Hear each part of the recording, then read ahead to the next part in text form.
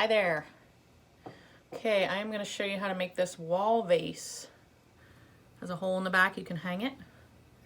I throw it on the wheel like this, and it hangs like this. So to throw that this size, I start with about a pound of clay.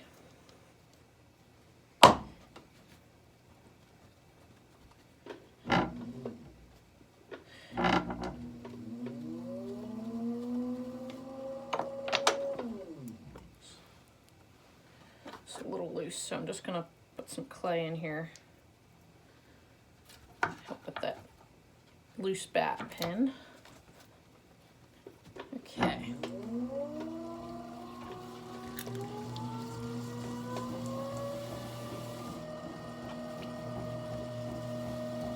First you got to get it centered.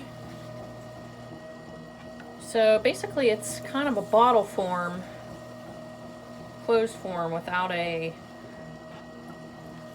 bottom.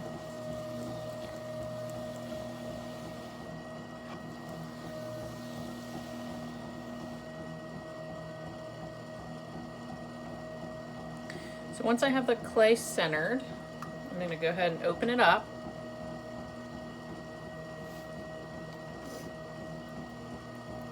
And I'm going to drill all the way down to the bottom, so I can touch the bat all the way at the bottom. And then I'm going to open it up towards myself, and it will not have a bottom. You might see a little bit of clay sort of stretched down there, but you should see the bat. And I want to make sure it's a nice clean circle, so I'm going to take this wooden knife tool and just go on that edge that I pulled open to and just make it a nice even circle, so it's easier to clean it up when I go to paddle it later. So I can take some of that water out of the bottom. Then I'm going to start pulling this up. And because it's going to be more of a closed form, I really want to kind of keep this volcano shape as I'm throwing. Now this has a lump of dry, hard clay in it. I can see it right there, I can feel it. I'm just gonna, this has a hard lump of dry clay in there. I'm just gonna cut that out.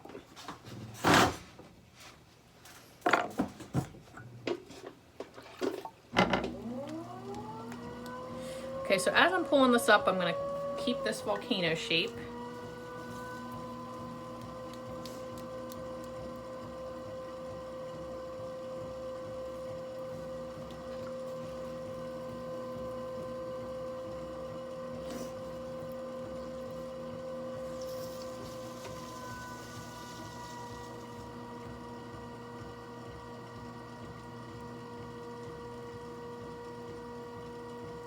After each pull, I will choke the clay in to kind of keep it closed. And it does widen a little bit with each pull, I just go back and kind of close it back up.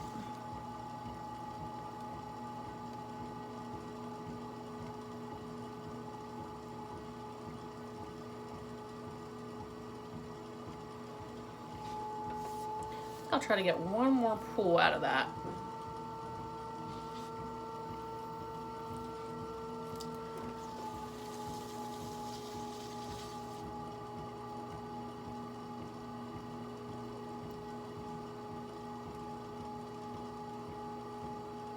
So once I have the wall thinned out and pulled up as much as I want, I'm going to go back in with some sort of straight rib.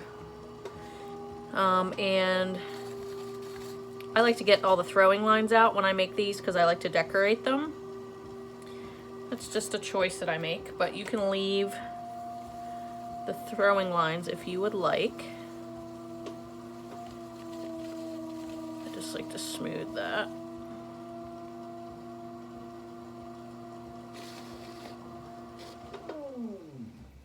Okay, and then I'm going to go in there one more time and clean that up a little bit more, and I'm just going to I have my rubber rib here, and I'm just going to push out And just start to give that a little bit of volume. Okay, and then I can go back in and get what water is in the bottom, just so it doesn't get really weak. I'll take out the bottom, the water out of the bottom. And then I'll start to choke this in.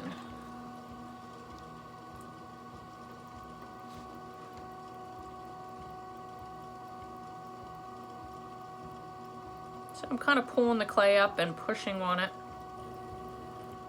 Choke that in to make it nice and closed.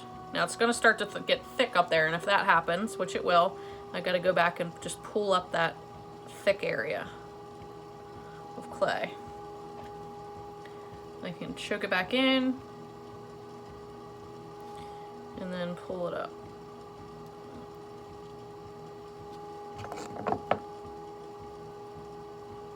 I'm just going to cut that off because I got a little uneven. So I'll go back in and slowly work that up.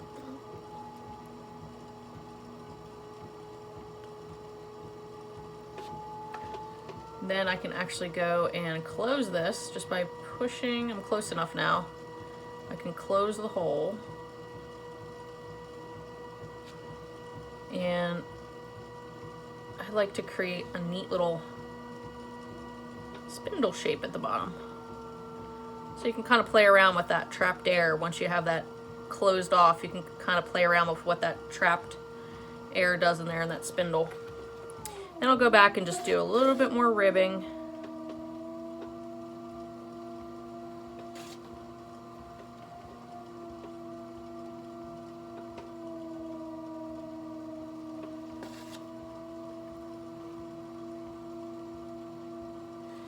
Just clean off those burrs from my finger. I put a little texture on there with my fingernail. The glaze catches in there really nice. And then I just have to finish up the bottom. So I like to use, I have this tool that has like a little cutout on the bottom. And it's a Dirty Girl, that's the brand. And I just like to use the edge of that to kind of give this, use the other side too here, just a little bit more of a finish. And then you can see I got like a little bit of extra clay down there. I want to do all of the finishing that I can do now. So if I can get rid of that little bit of clay that got pushed out, I can go back in with my rib and just kind of smooth that out.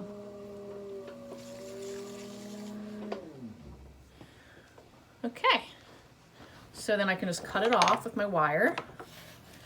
I'll throw like 10 to 12 of these at one time, so I'll cut them and then I'll stack them on a board.